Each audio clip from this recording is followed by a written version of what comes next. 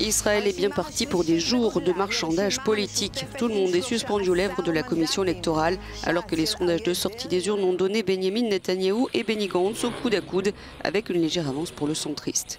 Comme en avril dernier, le doute est permis quant à l'emprise du Premier ministre sur le pouvoir, mais le chef du Likoud entend bien être celui qui entamera les négociations pour la formation d'un nouveau gouvernement qu'il veut sioniste et fort.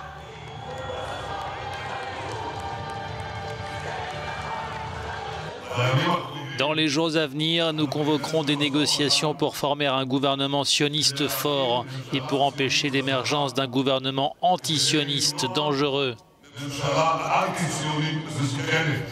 Mais le principal concurrent de Netanyahou, l'ancien général Benny Gantz et sa toute jeune alliance centriste bleu-blanc pourraient tout aussi bien être en mesure de mener ces négociations. Pendant la campagne, il avait mis en avant les scandales politiques et de corruption personnelle de Netanyahou, se présentant comme une alternative propre et responsable. Voilà ce qu'il a dit cette nuit.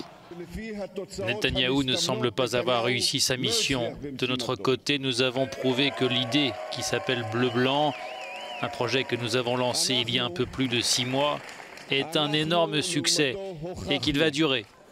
En tout cas, ni l'un ni l'autre ne semble être en mesure de bénéficier d'un soutien suffisant au Parlement pour donner une assise au gouvernement.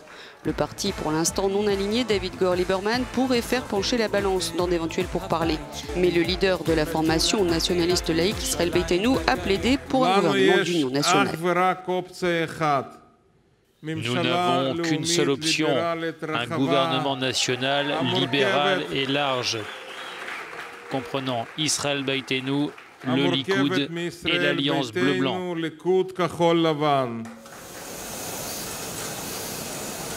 Lieberman, faiseur de roi, appelle donc à l'union, mais sans les partis juifs ultra-orthodoxes, partenaires traditionnels de Netanyahou, alors que Benny Gantz refuse de s'allier au chef du Likoud si celui-ci est condamné pour corruption.